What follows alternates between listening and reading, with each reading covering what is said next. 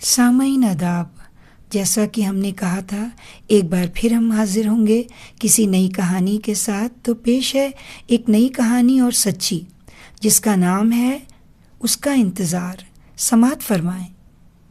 وہی پرانا جانا پہچانا سا اسٹیشن، روز آتی جاتی ٹرینوں کو دیکھتی رابعہ۔ زمانے کو پتہ ہو چکا تھا رابعہ کسی کے انتظار میں وہاں بیٹھتی ہے، پر نتیجہ کیا نکلتا؟ کچھ بھی نہیں۔ مسافر آتے جاتے ٹرین پٹریوں پر سے سرکتی دور اپنی منزل کی طرف بڑھ جاتی۔ آج بہت تیز بارش ہو رہی تھی۔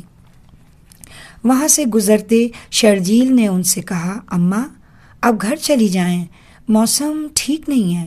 شرجیل کی بات سن کر رابعہ نے ایک ٹھنڈی سانس کھینچی اور بولی، تم میری فکر نہ کرو، اللہ ہے نا میرے ساتھ، وہ مجھے گھر تک عافیت سے پہنچا دے گا۔ جب تک آخری ٹرین نہیں گزر جاتی میں کہیں نہیں جاؤں گی۔ جیسے ہی انہوں نے اپنی بات پوری کی، شرجیل بول اٹھا، اتنا عرصہ گزر چکا ہے آپ کو اپنے بیٹے کا انتظار کرتے ہوئے۔ افسوس اس بات کا ہے نہ وہ آیا اور نہ ہی اس نے آپ کو کوئی تسلی دی کہ میں آؤں گا۔ اس پر رابعہ مسکرا کر بولی، پردیس ایک ایسی جگہ ہے جہاں پر بس جانے کے بعد ہر رشتہ اجنبی سا ہو جاتا ہے۔ کیا جاتا ہے اپنے دل کو جھوٹی تسلی دینے سے؟ میں جانتی ہوں وہ کبھی نہ کبھی لوٹنے کی ضرور سوچے گا۔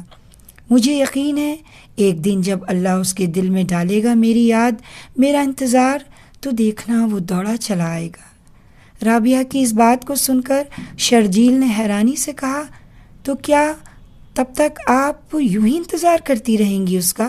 ہاں، لیکن ایک بات اور ہے، مجھے لگتا ہے ان دوریوں کے بیچ کہیں نہ کہیں میری بھی غلطی رہی۔ وہ کیا؟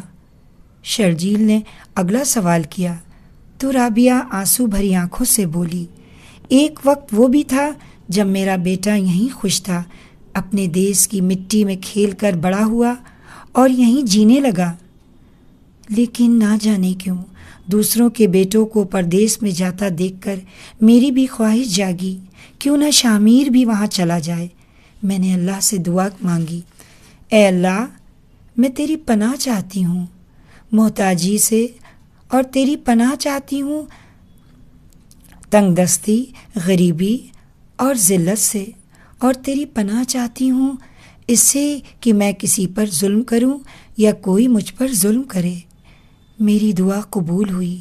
شامیر پردیس روانہ ہوا ایک دن۔ اب ہمارے حالات بدل چکے تھے، لیکن میرا اکیلا پن مجھے کھانے لگا تھا۔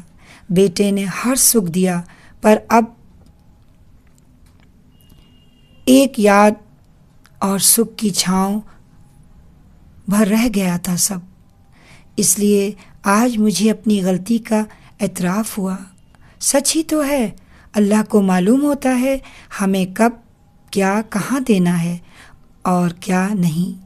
پھر بھی ہم دوسروں کو دیکھ کر انجانے میں اپنے لیے بھی وہی چاہنے لگتے ہیں۔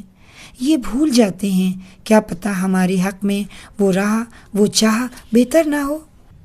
وہ ضرور آئے گا، ضرور آئے گا، میرا دل کہتا ہے، پھر مجھے تنہا چھوڑ کر نہیں جائے گا۔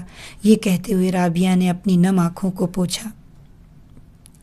وقت تیزی سے گزرا اور پھر ایک دن رابعہ کو شامیر کا پیغام ملا کہ وہ آ رہا ہے ہمیشہ کے لیے۔